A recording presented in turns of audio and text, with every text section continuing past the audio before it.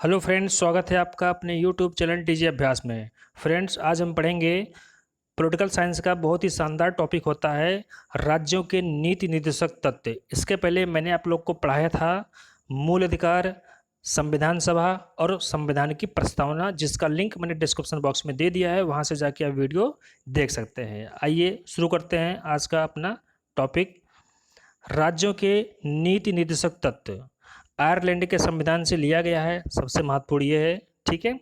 भाग 4 में उल्लेखित है और इसका उद्देश्य क्या होता है, ठीक है। दोस्तों, पहले मैं आपको बताना चाहेंगे कि इन तीनों का अंतर समझिए। एक होता है आपका फंडामेंटल राइट, जिसको मौलिक अधिकार या मूल अधिकार कहते हैं। एक आपका होता है राज्यों के नीति निर्देशक तत्व और एक आपका होता है फंडामेंटल ड्यूटी अर्थात मूल कर्तव्य। इन तीनों का अंतर देखिए जो फंडामेंटल राइट होता है ये भारत के नागरिकों के लिए होता है और ये भी आपका नागरिकों के लिए होता है। लेकिन जो ये आपका डीपीएसपी होता है, राज्यों के नीति निर्देशक तत्व होता है, ये राज्य सरकारों के लिए होता है, ठीक है। और यहाँ पे क्या होता है कि जैसे ये आपका ये मूल अधिकार होता है, यह वाद योग्य होता है, लेकिन ये वाद योग्य नहीं होता है। देखिए इसमें भी आगे आपको हम एक्सप्लेन करेंगे कि जो राज्यों का नीति निर्देशक तत्व होता है ये क्या होता है, अभी आपको अच्छे से समझ में आ जाएगा। तो यहाँ पर इससे संबंधित जो अच्छे अच्छे प्रश्न हैं जो कभी न कभी परीक्षाओं में पूछे जा चुके हैं, उसको हम लोग पहले एक बार डिस्कस कर लेते हैं, ठीक है। तो सबसे पहले ये ध्यान रखेंगे कि यह आयरलैंड के संविधान से लिया गया है, मोस्ट इम्पॉर्टेंट है। अगला टॉपिक है कि यह संविधान के किस भाग में उल्लेखित है, तो ध्यान रखेंगे संविधान के भाग 4 में इसका उल्लेख किया गया है। भाग 3 में क्या है आपका फंडामेंटल राइट, ठीक है। चलिए अगला देखते हैं उद्देश्य, अर्थात जो राज्यों के नीति निर्देशक तत्व हैं इनका उद्देश्य क्या है। तो इनका उद्देश्य है कल्याणकारी राज्य की स्थापना, अर्थात राम राज्य जैसा कुछ, ठीक है। अर्थात इसमें जितने पॉइंट्स है, जितने अनुच्छेद इसके अंतर्गत आपके संविधान में उल्लेखित हैं, अगर उन सारे प्रावधानों को कोई राज्य सरकार अपने यहाँ लागू कर लेती है तो वह राज्य एक आदर्श राज्य अर्थात कल्याणकारी राज्य बन जाएगा। लेकिन इसमें मुश्किलें क्या आती हैं, इसमें जैसे सरकार के पास पैसा नहीं है या संसाधनों की कमी है या मैन पावर की कमी है, तो यहाँ पे इसलिए इसको वाद योग नहीं रखा गया है। अर्थात यदि सरकार राज्यों के नीति निर्देशक तत्व के अंतर्गत किसी अनुच्छेद या किसी पॉइंट को या किसी प्रावधान को लागू नहीं कर पा रही है तो उस प्रदेश का कोई भी निवासी उस सरकार पे मुकदमा दायर नहीं कर सकता है। ये पूरी तरीके से वाद योग रखा गया है, इसको आप जरा सा ध्यान में रखेंगे, ठीक है। चलिए इसमें अगला पॉइंट देखते हैं कि राज्यों के नीति निर्देशक तत्व भारत शासन अधिनियम 1935 में उल्लेखित अनुदेशों के समान है, ये ध्यान रखेंगे आप लोग। तो सबसे पहला प्रश्न क्या निकलेगा कि राज्यों के नीति निर्देशक तत्व का जो स्रोत है वो क्या है, कहाँ से लिया गया है। तो सबसे पहला इसमें जो आपको याद रखना है ये है आपका भारत शासन अधिनियम 1935 से इसको लिया गया है। दूसरा प्रश्न क्या पूछा जा चुका है कि यह उस अधिनियम में उल्लेखित किस एक चीज़ के समकक्ष या बराबर है, ठीक है। तो ये ध्यान रखेंगे कि उस अधिनियम में जो अनुदेश थे उसी के प्रकार भारत के संविधान में राज्यों के नीति निर्देशक तत्व हैं, इसको जरा सा ध्यान में रखेंगे, ठीक है। आइए देखते हैं कि जो राज्यों के नीति निर्देशक तत्व हैं इसमें कितने सिद्धांत हैं, ये अब बहुत इम्पोर्टेंट है। दोस्तों ये बता दूं, ये तीनों का जो प्रकार है यह यूपीपीएससी 2018 में आ चुका है, इसको ध्यान में रखेंगे। और पीसीएस के प्रश्न हैं जो राज्य स्तर के अन्य परीक्षाओं में अब पूछे जाने लगे हैं, ठीक है। तो यहाँ पे ये ध्यान देना है कि राज्यों के नीति निर्देशक तत्व में टोटल 3 तरह के सिद्धांत हैं। पहला है समाजवादी सिद्धांत, दूसरा है गांधीवादी सिद्धांत, तीसरा है उदार बौद्धिक सिद्धांत, ठीक है। अब इसमें क्या है कि पहले पे आते हैं जो आपका है समाजवादी सिद्धांत, ठीक है। देखिए समाजवादी सिद्धांत के अंतर्गत मैंने केवल 2 महत्वपूर्ण अनुच्छेद लिए हैं, जबकि और भी अनुच्छेद हैं, ठीक है।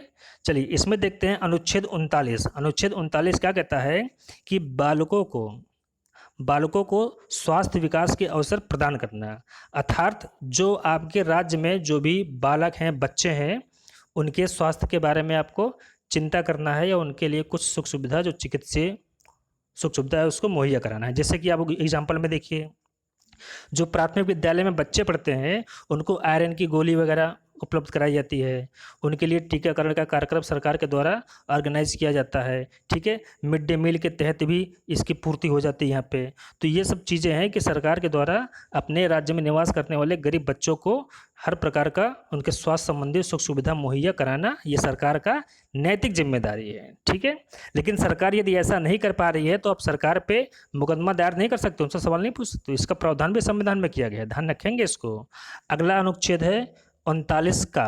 इसमें है गरीबों को निःशुल्क कानूनी सहायता प्रदान करना। अर्थात यदि किसी गरीब पे कोई मुकदमा दायर हो जाता है या वो जेल में बंद हो जाता है कि अपने किसी अपराध के कारण है, तो वहाँ पे उस गरीब को सरकार के द्वारा एक सरकारी वकील या उससे संबंधित कोई भी जो अन्य चीज़ें हैं वो सरकार के द्वारा उपलब्ध कराई जाएगी उस गरीब व्यक्ति को हो इस अनुच्छेद के द्वारा।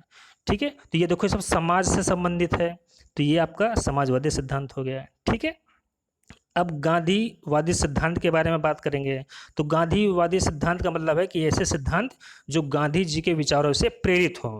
अनुच्छेद 40 वेरी इंपॉर्टेंट, कई बार पूछा जा चुका है, ग्राम पंचायतों का गठन। ठीक है, इंपॉर्टेंट है, रट लीजिएगा। अनुच्छेद 43 कुटीर उद्योगों का विकास।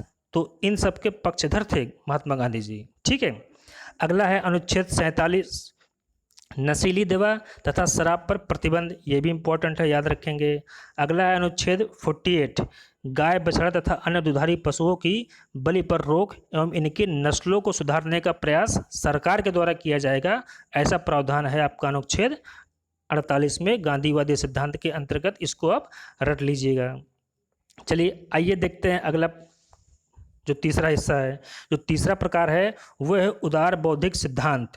इसमें आपके दो बहुत इंपॉर्टेंट है, इसको ध्यान रखेंगे, अनुच्छेद 44 और 45। ठीक है, समझने की चीज़ें वेरी इंपॉर्टेंट। इसमें अनुच्छेद 44 क्या कहता है कि एक समान नागरिक संहिता, यूनिफॉर्म सिविल कोड।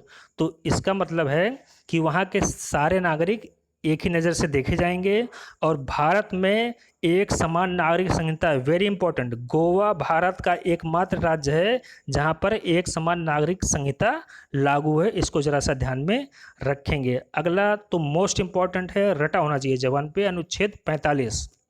अनुच्छेद 45 क्या है? अनिवार्य निःशुल्क प्राथमिक शिक्षा का अधिकार। तो इससे संबंधित सरकार की बात अगर करेंगे तो सरकार इससे संबंधित जितने भी स्ट्रक्चर है, जैसे स्कूल का निर्माण, ठीक है, मिड डे मील को सुचारू रूप से संचालित करने की व्यवस्था करना, बच्चों के लिए ड्रेस किताब निःशुल्क, इन सब चीज़ों की व्यवस्था कराना, ये सरकार की जिम्मेदारी होती है। यहाँ पर मैं एक पॉइंट आपको और बताना चाहूँगा कि शिक्षा संबंधी कई सारे अनुच्छेद हैं। जैसे कभी कभी किसी ने पढ़ा होगा अनुच्छेद 21 का यहाँ पे हम लोग पढ़ रहे हैं शिक्षा संबंधी अनुच्छेद 45, और कभी कभी किसी ने पढ़ा होगा अनुच्छेद 51 का। इसका मतलब समझिए, इसका मतलब होता है कि ये आपका फंडामेंटल राइट है।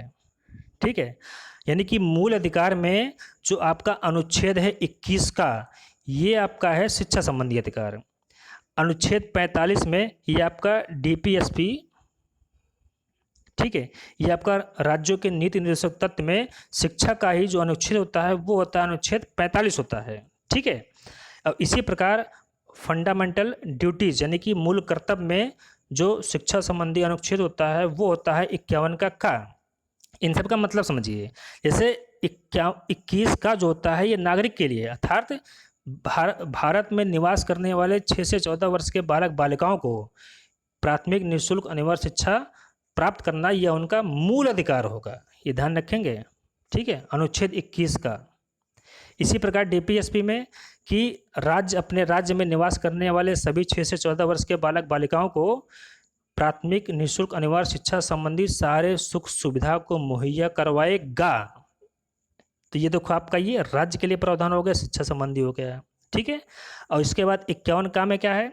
51 का में है आपका कि सभी पालक मीन्स जो पालते हैं, गार्जियन होते हैं, सभी पालक अपने पाल्यों को जिनकी आयु 6 से 14 वर्ष की होगी उनको स्कूल ले जाएंगे प्राथमिक विद्यालय में पढ़ने के लिए, यह उनका नैतिक कर्तव्य होगा। तो ये आपका फंडामेंटल ड्यूटीज़ हो गया, मूल कर्तव्य हो गया।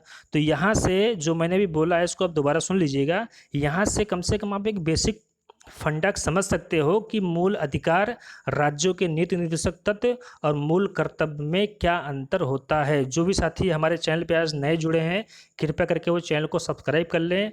और इसी के साथ आज का वीडियो हम समाप्त करते हैं। मिलते हैं नेक्स्ट टॉपिक में। Thank you very much.